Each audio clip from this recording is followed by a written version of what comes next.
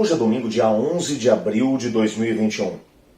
Estamos estudando mais uma lição da Escola Sabatina, cujo tema será o princípio do pecado. O nosso estudo de hoje está baseado em Gênesis capítulo 6, verso 5, que diz: Viu o Senhor que a maldade do homem se havia multiplicado na terra e que era continuamente mal todo o desígnio do seu coração. Você está no canal, eu estudo a lição com o pastor Samuel Camilo.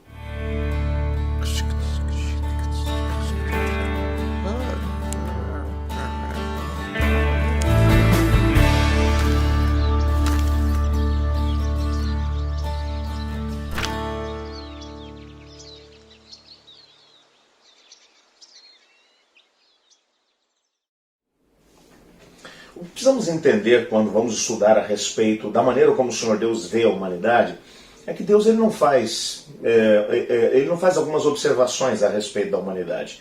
Deus não é como uma pessoa que observa um quadro e então ele vai estabelecer algum tipo de comentário a respeito daquilo que é a percepção dele dos fatos. Se você for muito honesto, vai concordar comigo que mesmo quando nós somos extremamente meticulosos ao analisar uma determinada situação e emitimos um parecer, o nosso parecer não é capaz de analisar o todo. Deus, portanto, ele não dá a sua opinião a respeito dos fatos ou das circunstâncias. Como Deus conhece todas as coisas, Deus ele estabelece um diagnóstico. E Gênesis capítulo 6, verso 5 é o diagnóstico de Deus. Viu Deus a humanidade e percebeu que a maldade havia se multiplicado e que todos os pensamentos do coração do ser humano eram maus continuamente. Quando Deus olha para essa situação, Deus não está simplesmente dizendo: olha, pessoal, eu acho que a humanidade está num caminho ruim. Não, Deus faz o diagnóstico. Ele conhece o coração e conhece o coração de todos.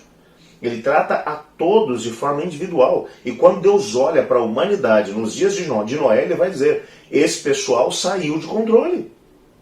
Esse pessoal abriu mão, ou abriu caminho para o pecado, e o pecado tomou conta da vida deles. Como foi que eles chegaram a esse ponto? Quando vemos, logo depois do pecado, as escolhas que Caim e Abel fizeram, Caim acabou tomando a decisão de matar o seu irmão e depois fugiu da presença do Senhor Deus. Ele saiu da presença de Deus, decidiu viver longe da presença de Deus. Talvez se nós fôssemos Deus, nós tomaríamos a decisão de poder perseguir o Caim, de impedir que ele prosperasse. Mas quando olhamos para a Bíblia, nós percebemos que Deus não age assim. Deus permitiu que Caim seguisse a sua vida. Caim havia tomado a decisão de viver longe da presença do Senhor, e o Senhor Deus deixou que ele vivesse assim. E quando olhamos para principalmente Gênesis capítulo 4 e Gênesis capítulo 5, nós percebemos que a família de Caim prosperou muito. Quando o texto bíblico vai dizer, por exemplo, que Caim ele fundou uma cidade e deu o nome do seu filho mais velho, Enoque. Como é que ele constrói uma cidade? Uma cidade você não constrói para si mesmo e para mais uma ou duas pessoas. Você constrói uma cidade quando tem muita gente junto contigo. O que significa que muitas pessoas da geração de Caim decidiram pelo mesmo caminho que ele. Decidiram seguir o caminho dele. Qual era o caminho dele? O caminho dele era viver a vida sem qualquer tipo de interferência de Deus ou dos seus planos. E quando você vê a descrição que Noé faz, ou que Abraão faz, que Moisés faz aqui, da história de Caim e dos seus descendentes, você percebe nitidamente que eles prosperaram em muito. Pouco tempo mais tarde, um descendente de Caim, chamado Lameque, além de seguir o caminho de violência do seu ancestral Caim, ele ainda acrescentou à lista de pecados a poligamia. Casou-se com 2 mulheres, teve vários filhos, e os filhos que ele teve foram indivíduos que fizeram o seu nome na antiguidade. Um deles fez história com instrumentos musicais e entrou pelo caminho artístico, criou a ideia do mercado do entretenimento. Um outro filho foi pela linha da criação de gado, e o primeiro indivíduo a criar gado para corte em grande escala, fez o seu nome notório na sua geração. O outro começou a trabalhar com metalurgia, com fundição, usando metais, cobre, bronze e ao mesmo tempo ferro para a produção de implementos agrícolas e armas. E fez também o seu nome notório. E quando você vai olhar para a história desses indivíduos, esses indivíduos fizeram o seu nome notório na história. Na antiguidade, foram indivíduos que se deram muito bem, se tornaram respeitados na sociedade, muita gente se agregava a eles, e eles viviam sem qualquer tipo de compromisso com Deus o Senhor. E ainda assim prosperavam. É claro que, como cristãos, nós nos sentimos tentados a olhar para essa história e dizer para Deus, pô Deus, o que está acontecendo aqui? Como é que você deixa esse pessoal prosperar? Quero que você entenda que Deus ele respeita o princípio do livre-arbítrio. E o Senhor Deus deixa que as pessoas sigam o seu caminho. E dizer que uma pessoa que vai andar longe do caminho do Senhor, que tudo vai dar errado na vida dele, isso não é verdade. E a história bíblica mostra claramente isso. A família de Caim deu muito certo, fez muito sucesso. Sucesso, fama, poder, dinheiro, respeito pelas demais pessoas, muita gente se agregando a eles. Agora, a grande questão é como foi que essa história terminou? Para onde esse caminho os levou?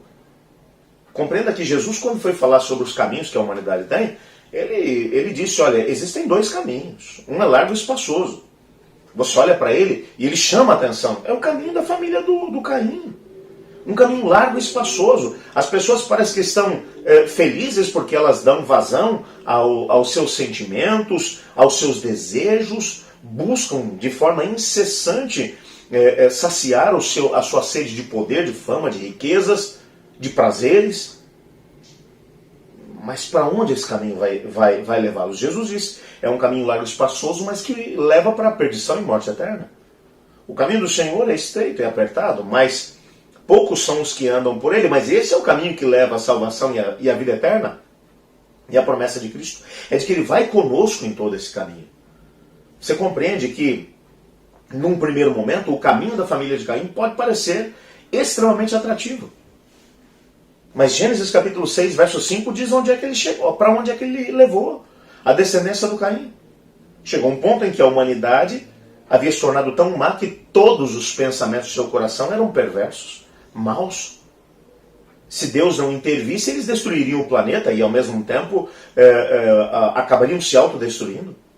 E antes que eles se destruíssem e destruíssem o planeta, o Senhor disse, não, pera um pouquinho. Não é assim. A liberdade, ela tem limites. Ela tem limites. Quando a minha liberdade começa a interferir na liberdade do outro, então o Senhor Deus intervém. Quando a minha liberdade passa por cima do outro e leva o planeta num processo de autodestruição, o Senhor Deus entra em cena para poder impedir que essa onda varra o mundo como um todo. Só para poder te lembrar que o livro do Apocalipse menciona que uma das razões pelas quais o Senhor Jesus virá é para destruir os que destroem a terra. A humanidade, exatamente antes da vinda de Jesus, estará também num caminho de autodestruição, buscando exatamente as mesmas coisas que o pessoal da família do Caim. Buscando reconhecimento, poder, fama, satisfazer os seus prazeres, sem qualquer tipo de respeito pelas pessoas que estão à nossa volta. Agora há pouquinho, estava aqui me preparando para poder gravar aqui a lição, quando me entrou no meu celular uma notícia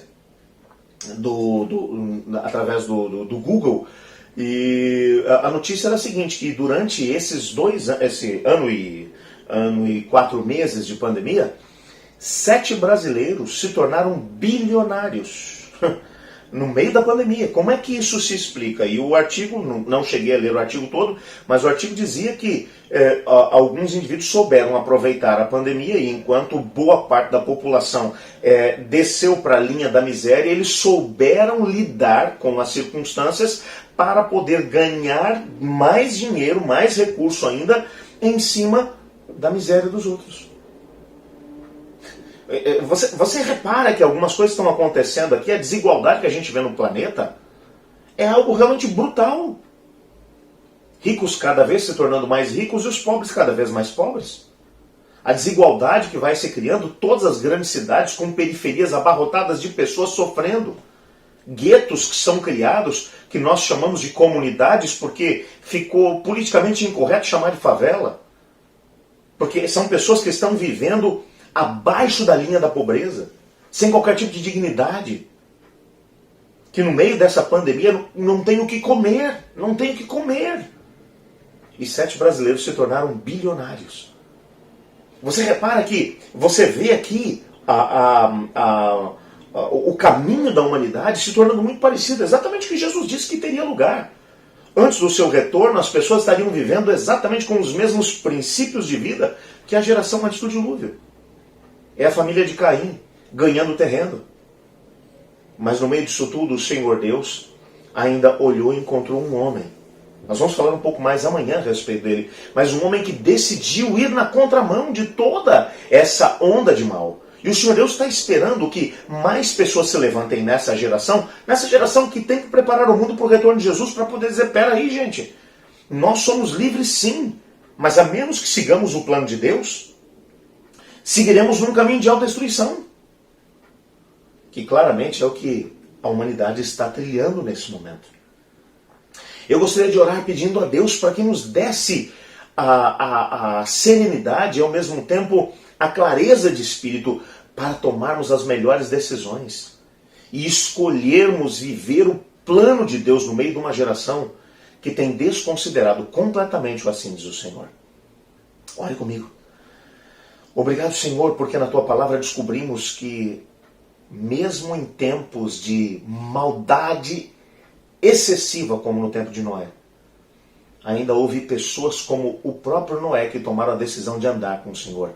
Nesse tempo que antecede o retorno de Cristo Jesus, ajuda-nos a tomar as mesmas decisões e nos prepararmos para nos encontrar com Cristo muito em breve, pois é no nome dele que oramos. Amém. Eu estudo a lição. E você?